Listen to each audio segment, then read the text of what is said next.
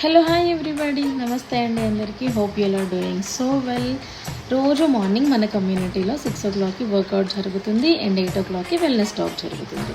And రేపు morning 6 o'clockకి dance workout జరగబోతుంది అనమాట. చక్కగా మీ మొబైల్కి ఒక లింక్ వస్తుంది, లింక్ క్లిక్ చేసి మీ ఇంట్లోంచి మీరు వర్కౌట్ చేయొచ్చు ఒక 45 minutes. At the same time 8 o'clockకి వెల్నెస్ టాక్ జరగబోతుంది అనమాట. అండ్ రేపటి వెల్నెస్ టాక్లో టాపిక్ వచ్చేసి ఫ్యాట్. సో మీ అందరికీ తెలిసిన విషయమే కదా.